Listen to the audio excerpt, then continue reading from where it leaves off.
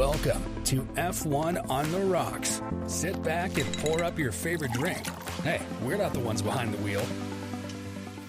Hello and welcome back to F1 on the Rocks. My name is Brian Dauer. I'm here with my buddy Will Smith, and we have a special guest, Michael K, with us today. What is up, boys? What up, Dauer? What's up, Mike? What's up, what's going on, guys? Happy to be here. Yeah, nice to have a guest here. We'll get into specifically what Michael's going to share with us from this weekend, but he's going to be with us the whole episode. We're going to run through. We've got the One Breath race review coming up, and we'll get into some rants. We'll talk grid rivals, fantasy F1. We'll hear from Michael on the Miami GP, and go from there. So first and foremost, Mr. Will Smith, how have you been? What are you drinking? Good, great, fantastic. Yeah, it was a good long weekend. Not too much going on. I got, I don't know. I did like a thing that maybe you shouldn't do, but I was like, hey, Rio, do you want to go to a movie? And she's 3, like, might be a little much. So we went to see Super Mario and she loved it. Like, kick back in the recliner, munching on popcorn, drinking lemonade, like had a blast. But like there was a moment in the movie trailer previews where I was like, I probably bit off way more than I can chew right now. Like, this kid's gonna have nightmares for months after this, but no, she's still talking about it. She told her grandma about how much fun it was the other day. I'm like, all right, cool. Well, awesome. I heard the movie was good, like a lot of good throwback for the adults. There were some laugh out loud moments for sure. Nice. It was very enjoyable. So yeah, if you get a chance, check it out for sure. How about you? What did you get into?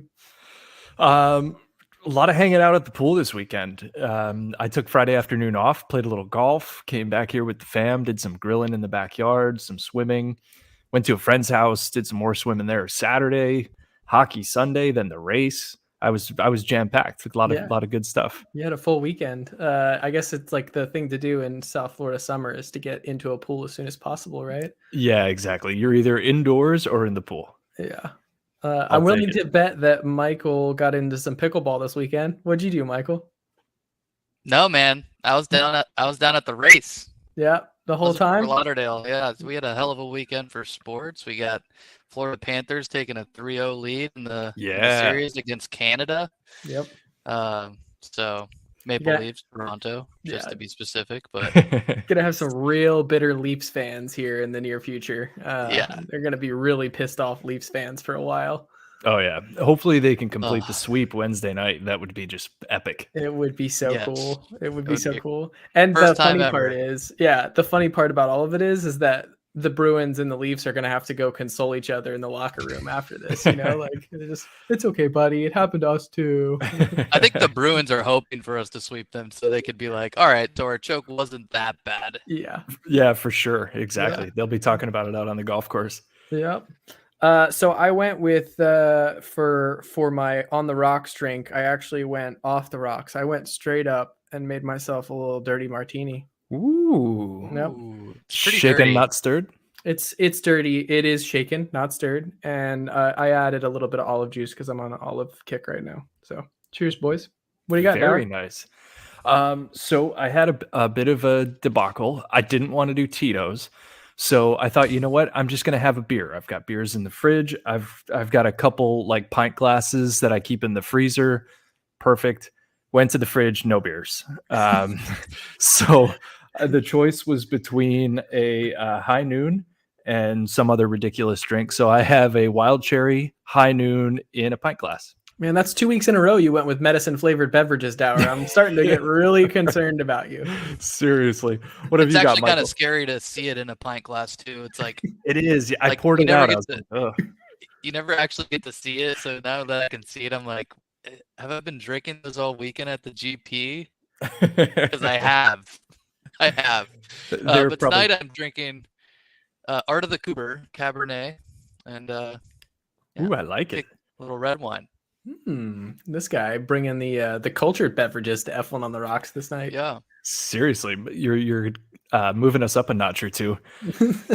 So we'll get right into it. I can't wait to hear about the GP, being on site there and kind of your experience there, Michael. But what we want to kick it off with, when Will Smith is ready, because it's his turn for the One Breath race review. It's gonna be hard to top last week. Well, this one looks long, so I think you've got the opportunity. Okay. We will wait for Will to give me the finger sign, and then I'll count you in, and we'll roll. I think I can do this. I didn't really practice it, but let's give it a run. I'm Alrighty. ready when you are. Count me down. 3, 2, 1, go.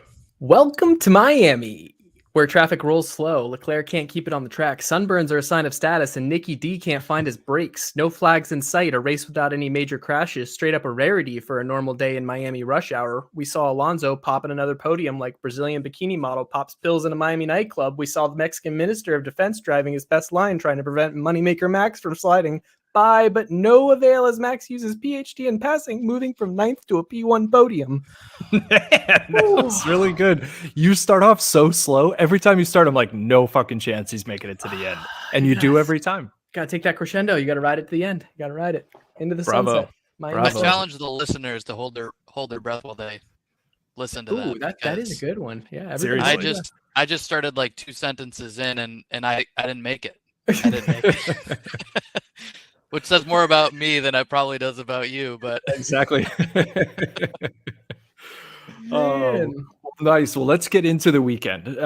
So we've got a couple things we want to chat about. Michael, jump in at any point, especially, with relevance to actually being there and something we may, not have seen on TV or anything like that. But first and foremost, what I want to have a quick chat about is the grid walk.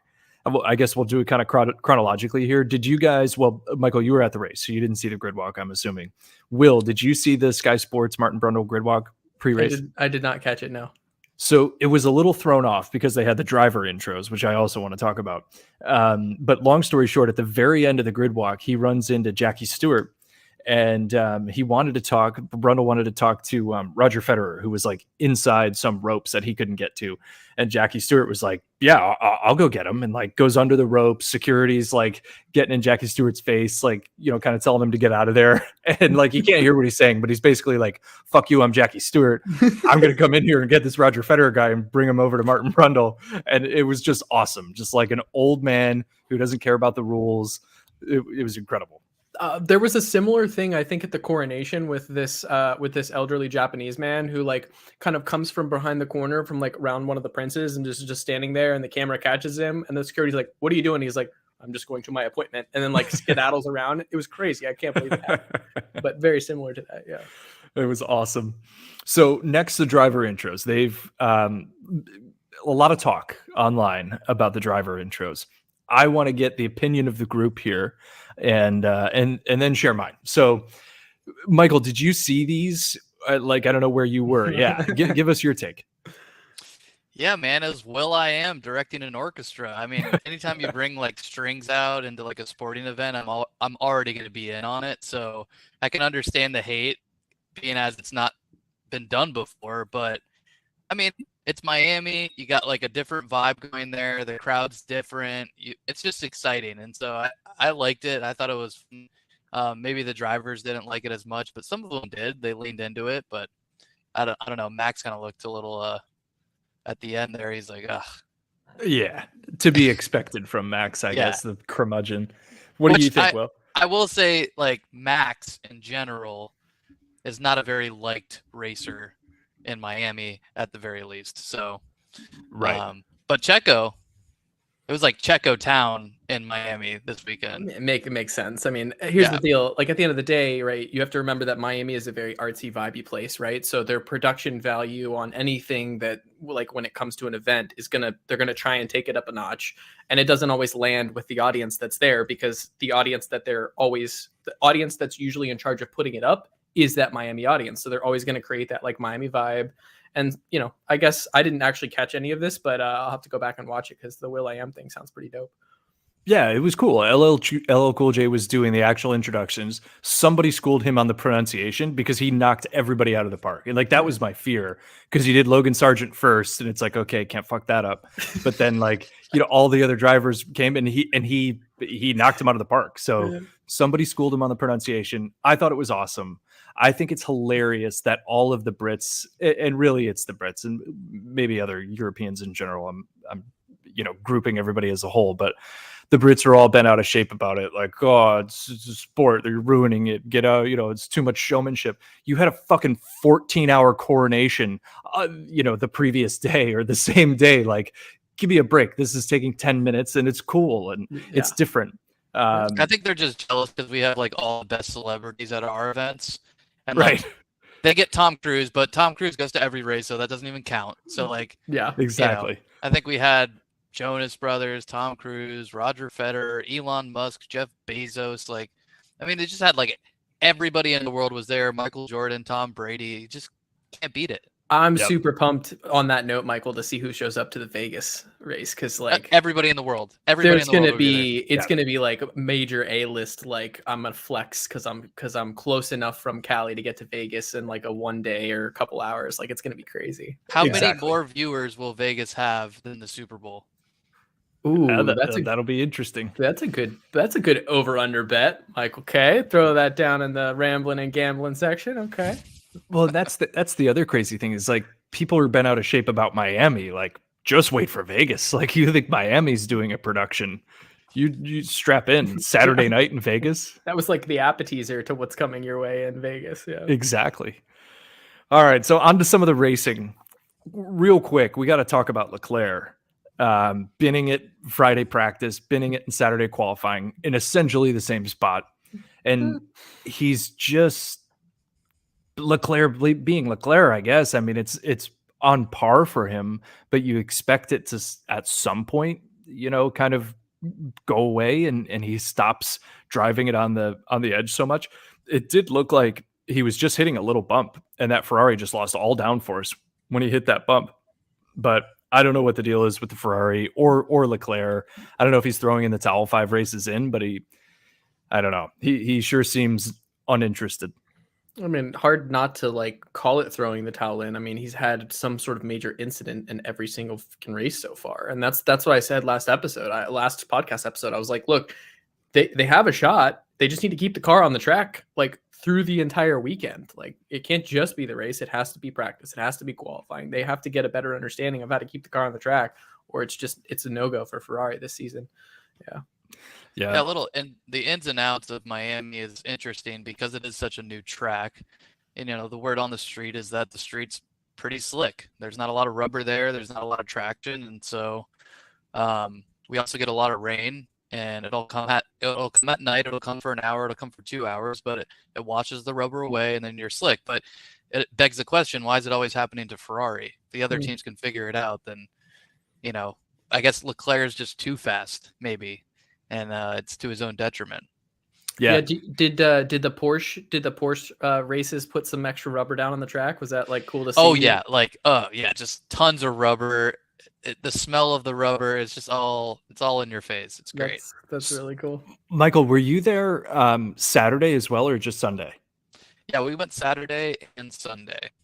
So this may have been Friday. I don't know, but I saw a video from someone in the stands, and during the Porsche Super Cup or whatever the hell it's called, the cars were on track, like in a formation lap or maybe even getting ready to start. And the flatbed had Leclerc's car on the back of it out there with the Porsche cars trying to get Leclerc's car off the track while all the Porsches were out there.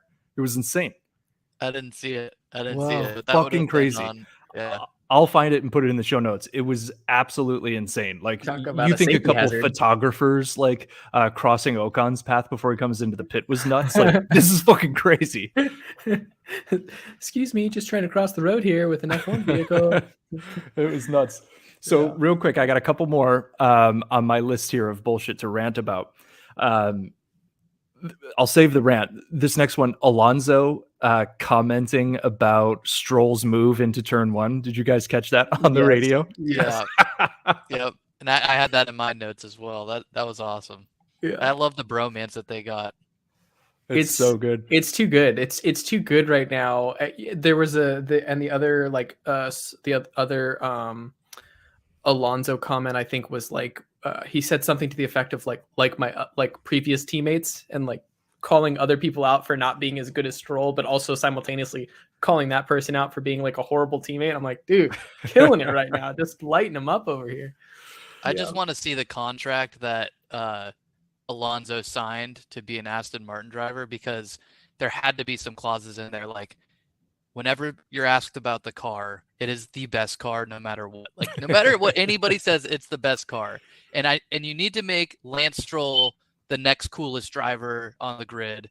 That had to be a clause in there, because all he does is say good things about Lance. Like, it's in the contract, I guarantee it. It's crazy that you say that, though, because there was a point last season when Brian was like, Stroll actually is a pretty decent driver. Like, he had a fairly good rookie career. He just doesn't have a car underneath him to prove it. And I feel like this season we're kind of seeing that a little bit, where it's like, okay, maybe like all the hate for Stroll was just because he wasn't in a car that like could do a good job for him. Like, that's not on him.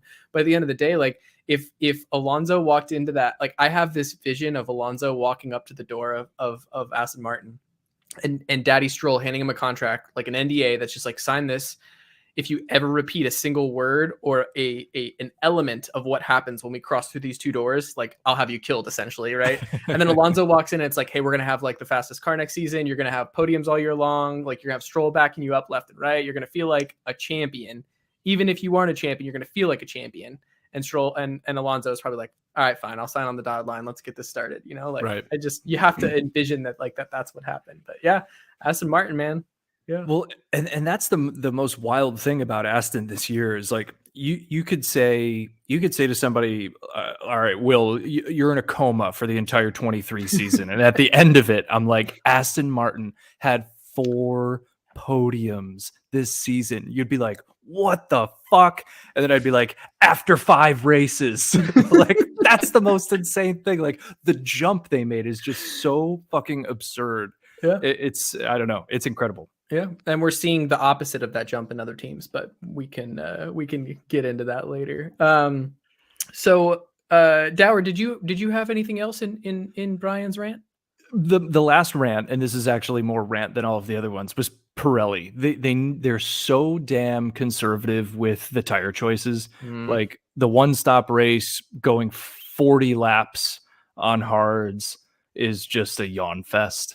And, we don't totally have to go into it. I think they're getting one step softer for Imola, but it's a very different track.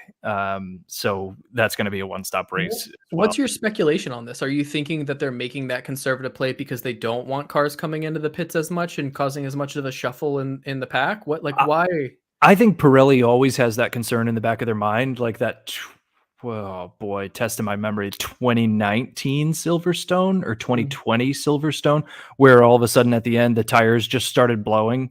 That was the one Hamilton finished with like 3 wheels. Yep. I think they're just scared of like an embarrassing moment like that. So they always just err on the side of caution. You're saying they're avoiding the bad brand press by making sure that the cars make it to the finish line with their tires on the car. Right. But everybody knows, like, even if you like watch much IndyCar or NASCAR or whatever, like, everybody knows Pirelli, and this is why they're the only ones making the tires, is that they're making a tire that falls apart, on purpose.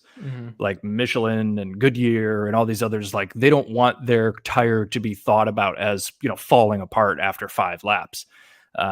So, it's purposefully done that these things fall apart after a certain time, but just get more aggressive. Just go fucking soft.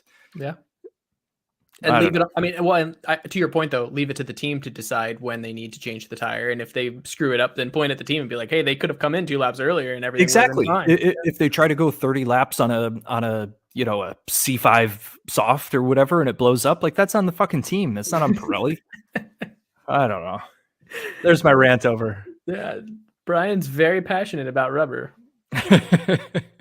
There's a dick joke in there somewhere. I don't know. I won't go there. I'll leave that for the audience. You fill in the blanks if you want to, podcast listeners. At least you have more options than just Trojan, though, when it comes to Exactly. You're not restricted by one brand.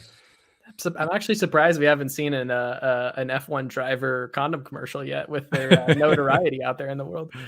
Yeah, I didn't have too much. There were a couple small things, and obviously when we get focused on these on the headline drivers and like what's going on, it's so hard to pay attention to what else is going on. But there were a couple big things I saw. One was Haas, right?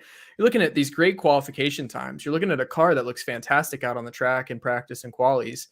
You start with K-Mag in 4th on the grid and you're like, let's go, dude. Like, we're talking 2 years ago, you were bottom of the barrel. No one even knew your name. You were hoping to get, you were hoping that Haas's bet on saving money played out to your advantage. And here we are. Like, it did. You're sitting fourth on the grid, headed into the fifth race of the season.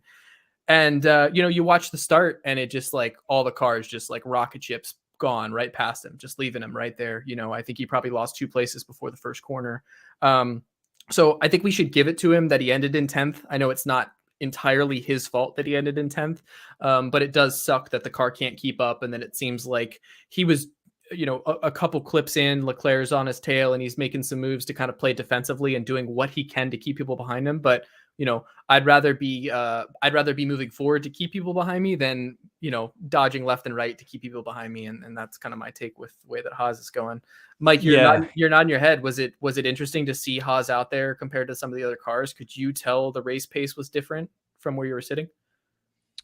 No, I really couldn't tell the race pace that much, but I do tend to agree. I mean, I think Haas just has a middle of the pack car, and with Aston Martin making the jump in Mercedes and Ferrari still being like formidable, I mean, it is what it is. I think it was interesting to see the K-Mag versus Hulkenberg battle going on this week because Hulk has been doing quite a bit better this season. But yeah, I mean, other than the cars themselves, the most interesting thing about being at the race is to hear how different they sound. And when you hear an Aston Martin fly by, it's like that's an Aston Martin. And then you hear a Williams fly by and it sounds like a Tesla. You're just like these things matter in a way in your head, but maybe they don't. But I know the fastest cars are the loudest cars, so that's kind of what I noticed being there. Yeah, for sure. I focused on Yuki a little bit too, because he seems to always end up somewhere in the middle of the grid when the race ends. So I've got one for both of you. I'll let you both answer and then I'll give you the correct answer. True or false? Yuki's been 10th or 11th every race this season. Go ahead, Mike. I was going to bring this up so true. I know. Yeah. True. Yeah. So he's in the moments that he's not in 11th, he's in 10th, which is great because he scores a point. But in the moment that he's 11th, he's probably kicking himself because in most races that I've like purposely gone and sought this out, he bumps into 11th in like the last 2 laps of the race, and he's like, I just needed this much more pace to stay there, and I would have had it. But yeah, Yuki's driving great, man, because that is a shit car. Yeah. Like you look at how De Vries is driven thus far this year, like that Alphatauri is the 9th or 10th car on the grid, and he hasn't finished higher than 11th. Like fucking good on you, Yuki. Whose seat should he take? Well, that's what I was actually just about to say. Like he's making a play for when Perez leaves to be looked at for Red Bull. That would be amazing. Actually, yeah. I would love that.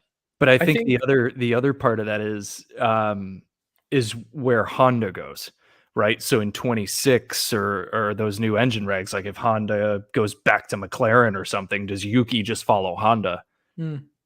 And that's a play that Honda could have like some sort of strategic role in with regards to like saying, hey, we'll bring the engines back to you, but we're going to need some concessions on your side, and this is what we want. I think what I can say for a fact, in fact of my opinion, is that whatever happened in the offseason with Yuki and with his trainer, who we know we've seen in Drive to Survive is like very adamant about helping him prepare, it's working to the point where he's able to consistently finish in the middle of the grid and not get super stressed out about situations, which in the past would send him off a la Charles Leclerc. So, right. It is what it is. I'm going to keep moving because I know that Mike's got some good stuff for us. One super awesome thing I saw was the lap 3 laps into the race, a double pass, Max around Leclerc and K-Mag in one shot, just, like sitting there patiently waiting there. They're doing their thing. And then they're just like, all right, bye guys. See you later. Have a fun race back there. that was well done. Like, okay, let Leclerc defend from Magnussen and I'll just zip around both of them. Yeah. And my last little bit, and I'll end on a rant like you did, Brian. Yes. What I don't want, I am a Red Bull Racing fan. I like Checo. I like Max. I like what's happening. But what I don't want is F1 to become Red Bull Racing Red Bull every weekend from now to the end of the season. and this energy, this momentum that Formula One has garnished as a result of Drive to Survive, as a result of people kind of becoming more and more interested in it, just feeling like they're going to tune in to see the same shit every weekend. Yep. You know, Max versus Checo every weekend. It's cool. It's fun. It's exciting for like 2 laps. But like, if you aren't as involved, this doesn't bode well for the expansion of the sport, for the growth and the engagement of other people to kind of get involved. So, on that note, with Max kind of bringing in another podium, he has now tied Daddy Seb for the most race wins at Red Bull, 38. It's pretty Damn crazy. It is Yeah. crazy. Yeah. I mean, he is going to absolutely, if Red Bull stays on top and he races until he's 36, he's just going to murder every record. Yep.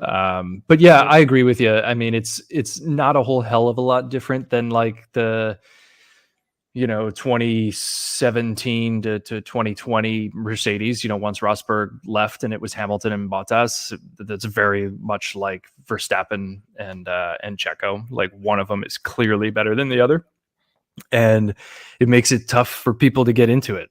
So Yeah. I totally agree. I think what would be awesome, because they're going to keep developing Red Bull. I know they've got a little less wind tunnel time or whatever, but until 26, they're going to dominate. Like, you're this far ahead, nobody's going to catch you because they're going to continue. So what they need is somebody like Leclerc, Hamilton, or somebody else to take Checo's place and have like Verstappen versus Hamilton, Verstappen versus Leclerc, some other like major talent in the same car.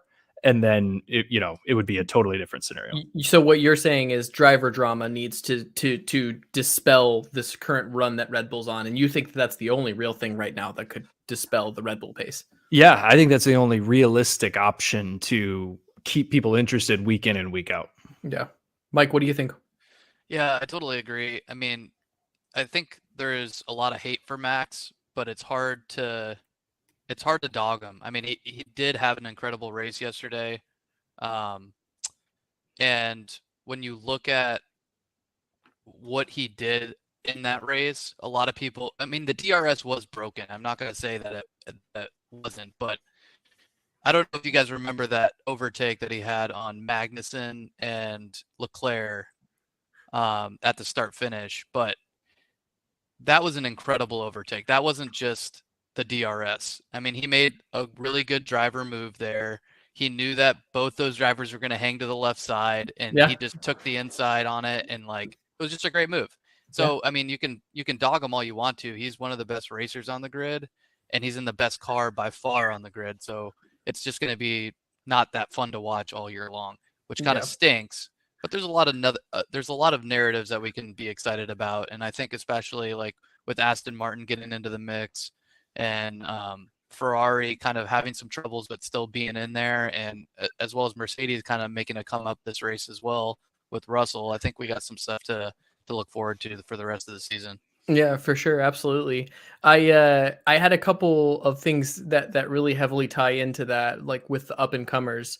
But I want to, before we jump into the bullshit segment, Mike, I wanted you to kind of open up, share some of your takeaways from this weekend, like what made this fun, and then maybe talk to the podcast listeners about like if they're on the fence about maybe buying tickets or like the idea of like what a day is like.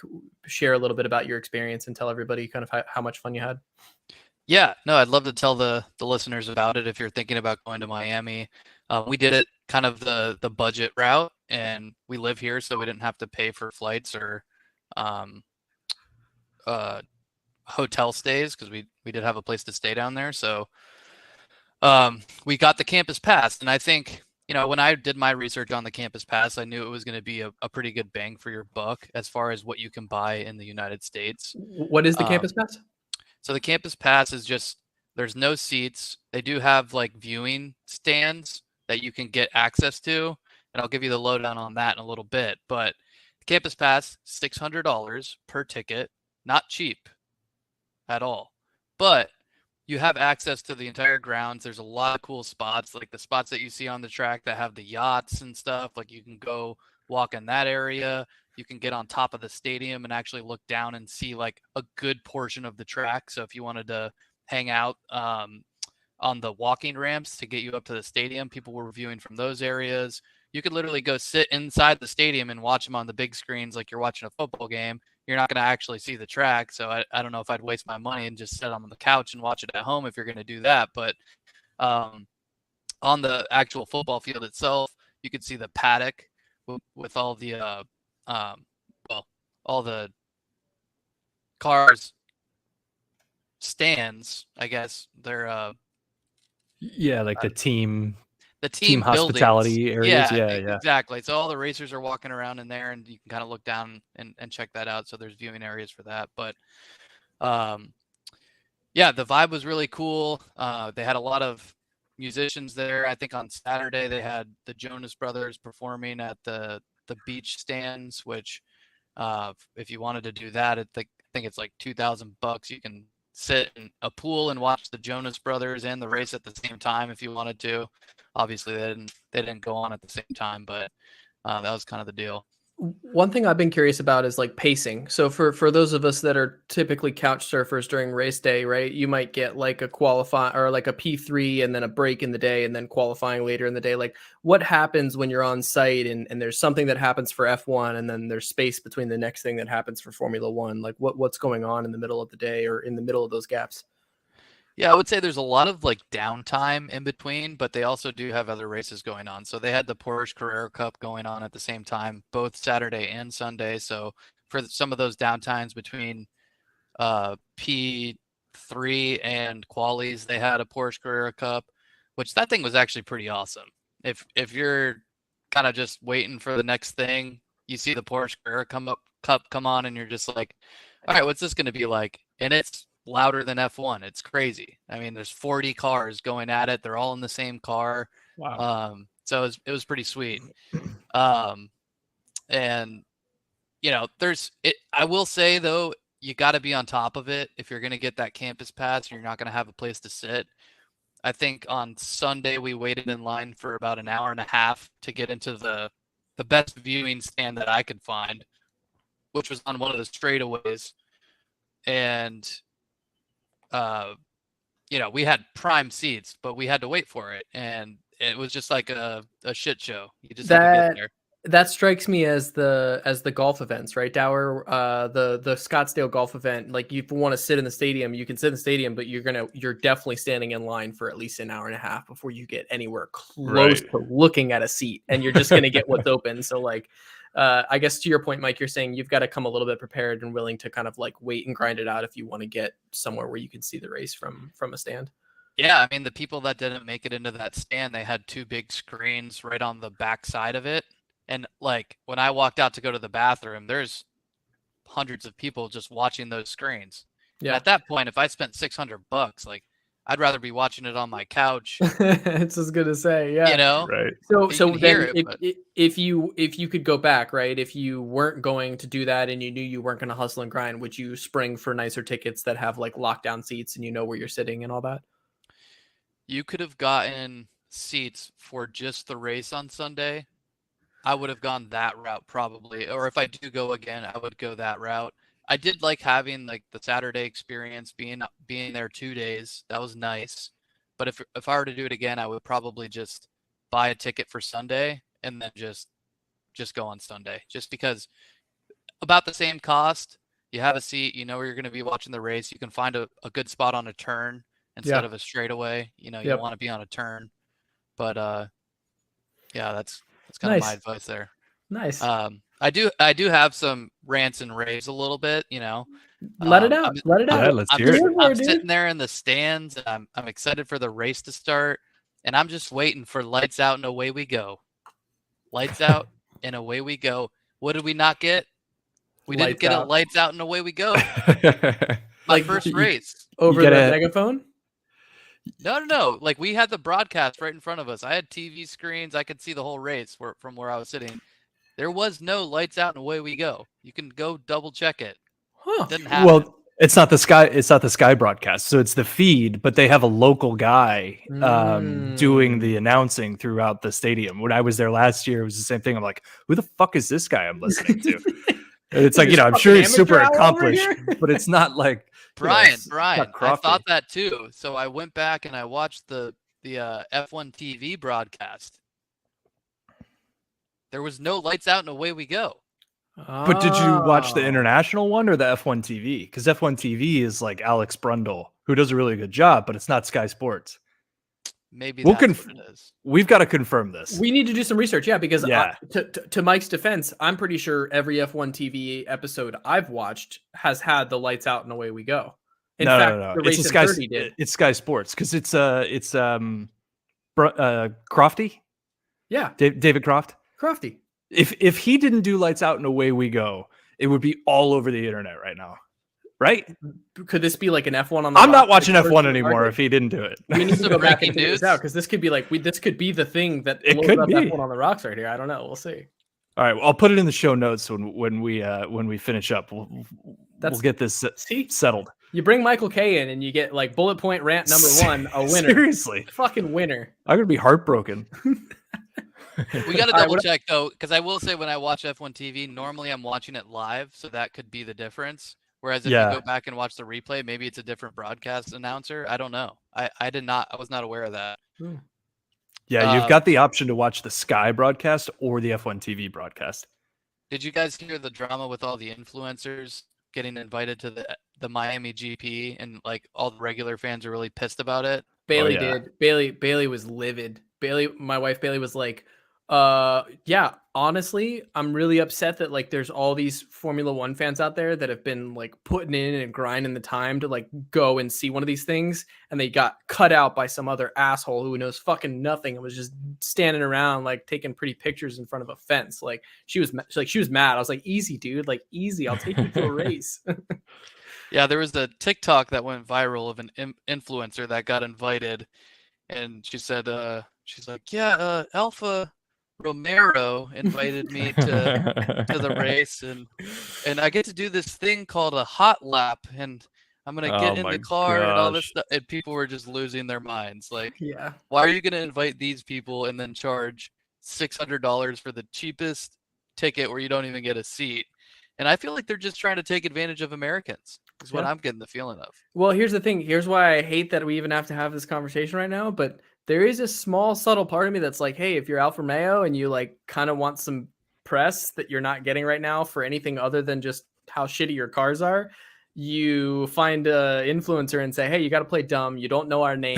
Everyone's going to hashtag Alfa Romero. It's going to blow up. You're going to blow up. Like, just do it wrong and we'll get it right. That's kind of our take on I it. think they leaned into it as well, so They that might be might- the case. Right. That might be the case. That could have worked out. All You right, got so it? we're gonna got do it? this live. I Let's haven't go. checked it yet. Fuck it. We're doing it live. We're doing it live. Fuck it.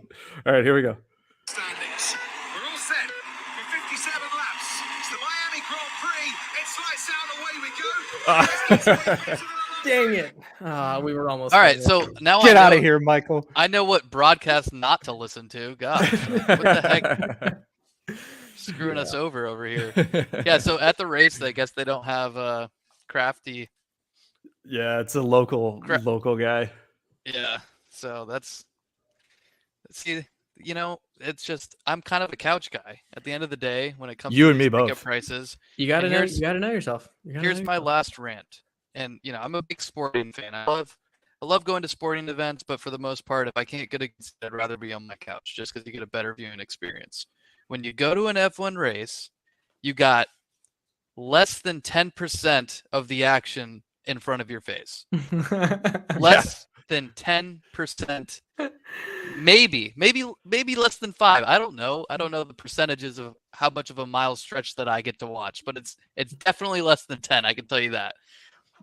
Yeah. And when you go to a football game, no matter where you sit, you get 100% of the action right in front of your face, right? Yeah, that's true. How are they going to charge 100% more for 10% of the action? It's all about the sporting status, event. dude. It's all about the status, man. It just doesn't Sunburns make and sense. Status. If you saw the grandstands, there was some grandstands during qualies that were empty, just like Yeah, straight I empty. did notice that on the broadcast. It was crazy.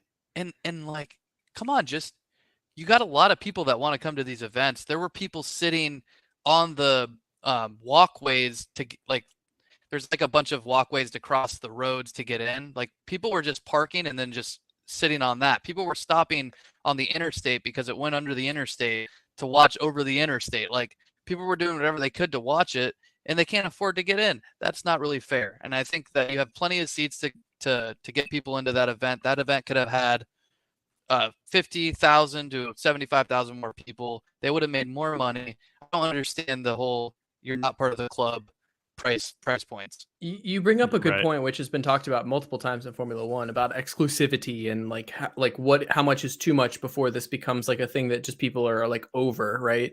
And the thing that I kept hearing about the Miami GP was like Vegas came out, so it's like the newest, brightest present that everybody wants. So they're going to go there instead, you know. And I joke with Bailey, I was like, I'm just going to buy a red eye and go. There's so many free open tickets. I could probably get one for super cheap and show up on Sunday. But like, you know, to your point, Michael, it does suck that is the case, that there isn't some sort of implementation of an idea where it's like, hey, for all those people who paid for those campus passes, if someone doesn't show up on Friday, Saturday, and they bought a ticket for Sunday and they're like, they just haven't scanned in by like noon, we open that up and the campus pass, like first person that bought their campus pass gets flown into the, you know, to the grandstand seats or something. I think there's better ways to do things, but yeah.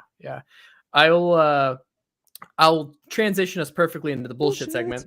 Hold on, one last thing. Did you hear that they're going to change it, or they're talking about changing it to a night race In Miami? Yeah. Yeah, they're I did jealous hear of that. Vegas. Right. I think they're scared of the weather. I don't know if that'll do it. They'd have to move it to Saturday too, because it would be a Monday morning race for, you know, anybody in Europe. But I did hear that. Well, they said it was too hot last race. This race was kind of overcast. It wasn't too bad, but the last race was way too hot, so they want to move it to the night. That's the drivers complaining though. That's like if the drivers get their way, it would be a night race because they're tired of racing in the heat and like losing so much water in their body, their athletic bodies, whatever the fuck that means. Sorry, that was a side tangent rant there. Yeah. So Mike, I pulled a couple links. They're going to be in the podcast description for our listeners. But the first one is the food prices at the race. And I'm curious, like, did you happen to buy any food while you're there? Because this menu that I'm looking at on Reddit says that serves four people watermelon and tomatilla salad was $250. No, you know what? I didn't see that. We were mostly buying quick service food. It serves four. Not So that 50 bucks matters. a person, I guess. Brian's trying to justify it. Yeah, I mean, it's like that's It's absurd. That's $60 a person for goat cheese, arugula, Or and part of the dressing. salad. I Yeah, mean, like, exactly. Sorry. We Go went on. to so they had pop-up restaurants kind of throughout the event. Like in the marina section, they had like a 3-story restaurant where you could actually go. There was a hostess, and then you wait, and they let you up there. You're like, oh, table for 2, and then you get up there, and they're like, all right, here's a table of 5 people already sitting. There's 2 seats. You can go sit with them, and then here's a QR code, and you get the QR code, and then like you look at the menu, and it's like the cheapest thing is a burger for $30. And we were like, nah, and then we walked out of there and just. Like, I think we went to a taco stand. They had like burritos and How about there. How about the merch, Michael? Did you get anything? I did. I got a bucket hat. Nice. Over under $50. Over easy. Okay, how much? I'll take 40. I'll take the over on 90. Yeah, I was gonna say Oof. 90. Yeah, The 90 is 90. the line. That's the line. That All was right. it. not bad. Yeah. Yeah, I bought a just hat really there wanted last to- year for $150, Yeah. and I was just punching myself the whole way. But Mistakes. I like got it. I don't remember what happened. It was like not in the area where all the hats were, but it was a sweet fucking hat. So I go up and I hand it to her, and she's like, "It's $149," and I'm like, "No, I just have one of them." She's like, "Yeah, it's $149." Like, fuck. Yeah, no, I don't think you understand me. Please scan this. It's only one. What? It's one hat is one. No, I'm out. Bye. Insane. Bye. I've never worn it. I put it in the bag I got, and I've never put it on my head. It's in my closet with the tag on. Excuse me for a second while I take a picture of this and get it remanufactured by DHgate real quick. Yeah. Or as they call it in the TikTok world, the fence. I just wanted like the Miami bucket hat vibe, you know? Yeah. They had It's the right call. limited edition type like stuff, but Yeah. yeah, if you're just gonna get a Ferrari hat, go on Amazon before you go to the race. Yeah, please. exactly. Please. All right. We're moving on, boys. Here's the deal. I've got a trivia question, and I know Dauer's cheated already, so I'm going to ask him the question. He's going to give me the answer, and then we're going to move into our tradition, which is that Michael is going to get 5 rapid trivia questions thrown at him to try and throw him off. But before we go there, Dauer, Yes. if Red Bull didn't exist in the 2023 season, who would be the first, second, and third drivers in the Drivers' Ooh. Championship? I thought you were just going to ask me who would be first. First is going to be Alonso because he's got 4 podiums, 4 out of 5 races, Okay. as we learned earlier. So Alonso for sure. Okay. Who else has been on the podium? Hamilton had a podium. I'll go Alonso, Hamilton, Russell? Can I answer? Sainz. Oh, too late. Alonso, Hamilton, Sainz. Yep. Isn't that interesting? I think I said it the first episode of this year. What an amazing season this would be if Red Bull didn't exist. Yeah. It's been pretty nuts already. I mean, the fact of the matter is, like, we're living in this world where the second, third, and fourth positions when a race is finished matter more than really anything else, and that's kind of been fun. Yeah. Fun. Wow, that's wild. All right, you ready, Michael? Sure. This has got to be rapid fire, quick answers, typically, Michael. if we had prepared better in advance, right? Part of F1 on the Rocks' culture and tradition is that you would have a bag of Pop Rocks that you would put in your mouth, and you'd have to answer these questions while gargling Pop Rocks. But in this instance, I'm not going to give you the correct or answer to each question. I'm just going to keep asking you questions, and then I'll go back through at the end and give you whether you're right or wrong. How about that? Sure. All right. First question. Oh, I'll start with this too. This will help you. They're all true or false questions. Oh, okay, cool. This should help a little bit. True or false? The Miami GP this year had 60 overtakes, the highest in 2023 so far. False. Next question. Red Bull is the 7th team in F1 history to win 5 races, the first 5 races of a season. False. Next question. Miami GP was only the 13th GP ever in F1 history without a DNF. True. Next question. Checo got a summons from the stewards for being late to the pre-race parade. True. Next question. Stroll had the highest top speed during the Miami GP. False. Not bad. Not bad. How'd he do? He got a 40%. What? Ooh. They were all true. Wow. Miami GP had 60 overtakes, the highest in the 2023 season so far. I knew it was the highest this year. I didn't think it was as high as 60. I thought it was in the 60 40s. overtakes happened over the course of the Miami GP. Yeah, I know. Crazy stat, right? Red Bull is the 7th team in F1 history to win the first 5 races of the season. Now, I probably said could only have... team. Nope. Red Bull is the 7th team, so okay. Sorry you missed that one. We'll give you half credit. You can have 10%. You got a 50 out of 100. You got the next 2 correct, right? Miami GP was only the 13th GP ever without a DNF, which is kind of crazy because if you go back and look at the stat on when those were, there's this huge gap in time when there just was never not a DNF. Like, cars were always crashing. It's crazy. Yeah, the reliability used to be horrendous. What was insane is I follow Sean Kelly on Twitter. He's like the stat guy for F1. Okay. He's the one who gives the stats to all the broadcasters and everything. Yep. And he's a great follow on Twitter, by the way. And somebody tweeted at him, and I think he was confirming it. This was yesterday after the race. But there was not... there were no safety cars. There was not even a yellow flag at any point during the race. And this guy, Sean Kelly, was confirming, I think it's the first time ever in the history of F1. And I think also too, I saw something else somewhere further that there wasn't even like a pit incident. There was like nothing went wrong in the pit either. It was like literally flawless. Signs was speeding in the pits. 57 laps. Matters. No, I meant like somebody. Oh, okay. Well, there actually was a moment where someone walked in front of a car in the crossing. I did see that. Yeah. But it wasn't noted. Checo did get in trouble. He got in trouble because he didn't show up to the pre-race party on time, which is like, do you not have anything better to do than to be like checking your watch and being like, where the fuck's the driver? It's like he's got so much shit on his plate. Whatever. I'm done with that. Last one, though. The last question. Stroll had the highest top speed during the Miami GP. Shout out to our boy F1 Data Analysis. He pulled that stat as well as a couple of other like top speeds. But Stroll popped that on that back straight that Brian's been talking about since last weekend, being like one of the longest straights. He put up like 333 kilometers an hour, I think. Wow. Was the number or something like that. Okay, well then I'm gonna call BS on that, and I'm gonna say that I was right because Verstappen put up 350 kilometers an hour. I don't know the exact numbers, so don't quote me on the Okay. exact kilometers per hour. But based on the person whose data we trust in the Twitter world, it was Stroll. But I appreciate your 50%. challenge. I'll take your challenge. Bring your challenge back. For I'd sure. like to talk about grid rivals.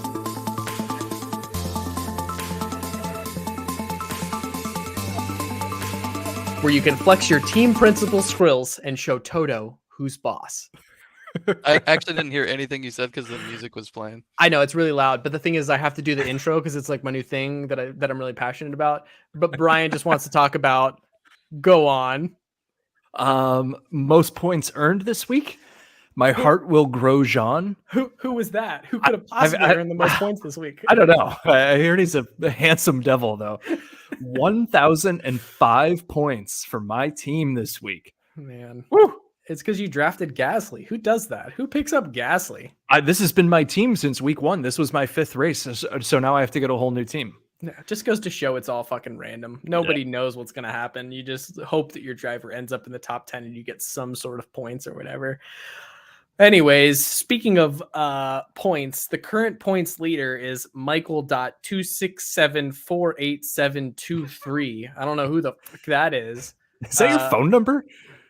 No, it's I can't figure out how to change my fucking name. Like, what the heck is going on with this? We need to talk to Andres about it. We do. Going I on couldn't here? change mine either. Once you sign up, you're locked in. It's like blood, like a blood signature. Anyways, Michael K is out in front with 4,888 points. Would you like to tell the podcast listeners about how you've been able to pull this off? Yeah, a little bit of Max Verstappen. This is going to be my last week with Max Verstappen, which I'm a little bit upset about, but he'll be back in my lineup soon enough. And it's just I'm not going to give anything else away. I'm just going to keep playing my game. Okay, all right. Playing my game. Yeah, you're lucky because this week after berating our podcast audience about being responsible, completely forgot to draft a 5th driver. So I went. You did? Yeah. I was down a driver this week and went from chasing Mike for the victory down like 7 spots. And now I think I'm in like 8th. Yeah, it's been. Ouch. I was. You can come back from that though. I could come back. I will. I should say I will come back. You watch. Just so all the listeners know, even if you're down at the bottom, you could come back. Because people are going to be forgetting shit all year, and it's a long season. Yeah, it happens. Right. Yeah, just as a reminder, we're 5 into like what 20 something, 21 or 22. Yeah, it's a ridiculous amount of races. 23? Is it 23 races?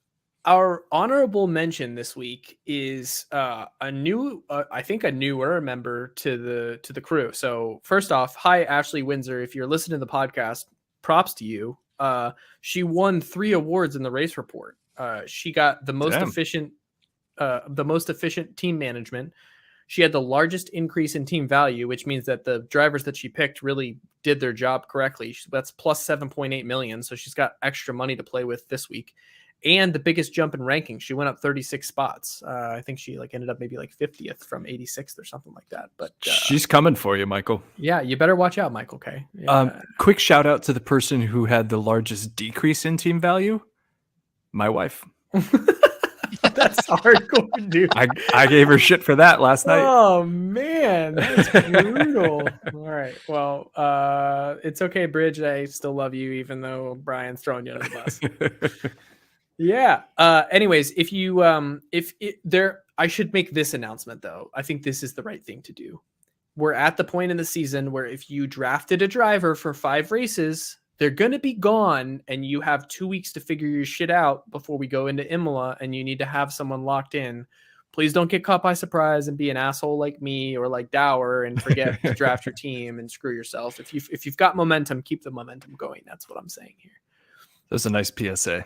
Yeah, sorry. You got to do what you got to do sometimes. Rambling and gambling. This whole segment, by the way, shout out, props and creds to Michael K. This was on him. He was the one that wanted this in here. Weekly pick'em recaps. So, Dauer, where did we leave off? We left off. I had a Lewis Hamilton podium, which went right out the window Saturday when he qualified in 13th. Mm-hmm. So my score was 0. Mm-hmm. You had a Checo win, which was on the books until about lap 40-ish, maybe something like that. It was looking good, and then Red Bull strategy failed me. Red Bull strategy was like, "Hey, we have a number 1 driver. Don't you forget it. He's coming through." So we're both still at the starting line here. So I think strategies might need to be adjusted here pre-Imola. I think I might get my banker bet in, my banker lap, just get something on the board. I don't know if I'll go like Verstappen win or something, but we'll cross that bridge when we get to it pre-Imola. And I'm smacking my microphone around here, but maybe we go with maybe we both play a conservative bet this week, and we try and find someone in top 10, and we hope that person's top 10 odds is slightly better than the other person's top 10 odds. All right, you know, Yuki P11. There you go. Exactly. Yeah. If you call the exact spot, it's an automatic win. Season's over. You got it. All right, so just because we're in the betting segment, I have to give you my DGen bet of the week. I'm on Reddit, and I'm like just scrolling through the sports betting subreddit. Again, DGen bet of the week. Please just don't judge me. It is what it is. And I scroll across this guy, and he's just so passionately confident about this 3-man home run parlay. And they're like names I don't know. I don't watch baseball. I don't ever bet baseball. But the post struck me, and I was like, okay, fine. Fuck it. So I put $1 each on each of the home runs and $2 on a parlay of the 3 home runs. And in the 10th inning, the guy that needed to hit the last home run hit it. $2 for $350. And I'm Holy like, shit. So my mind's blown because I'm like, I can't have been the only person that bet this. I go back to Reddit, and there literally is a cult following for this guy now. Like, there were people that made thousands of dollars off this bet last night because they put like $20 on this stupid parlay that made absolutely no logical sense. But anyways, that's my DGen bet of the week. Oh, that's awesome. Yeah. That is definitely DGen. That is so DGen.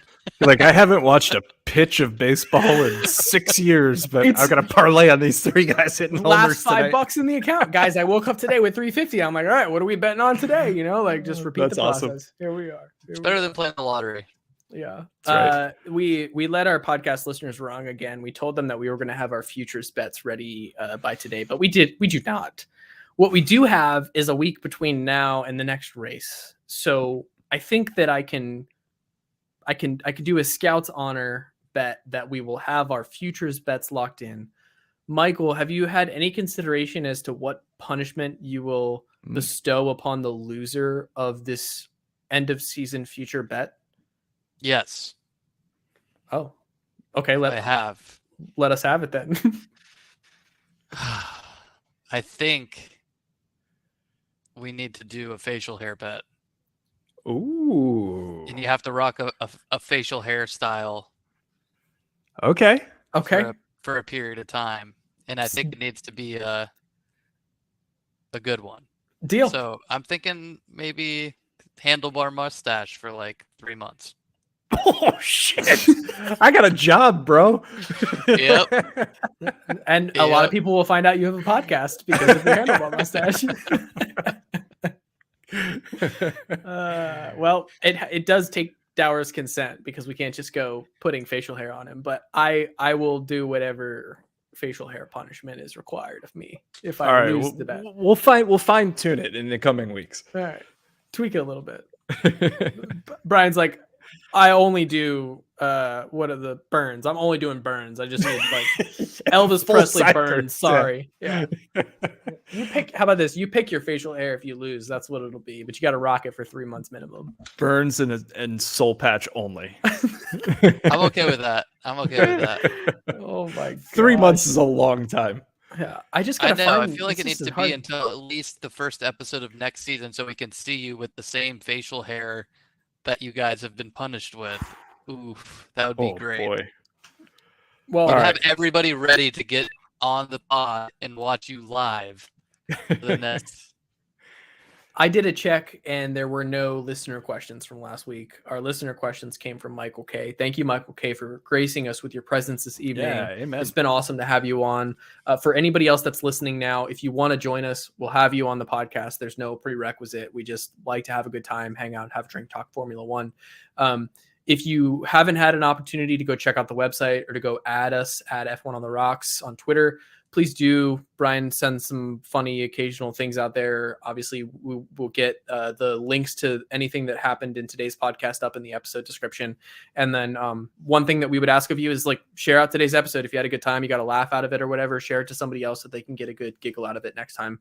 And that does it for tonight's episode. We love you guys. Until next time, F1 on the Rocks. Thanks for listening to F1 on the Rocks. If you enjoyed today's show, subscribe now and watch for updates at f1ontherocks.com and on social at F1 on the Rocks.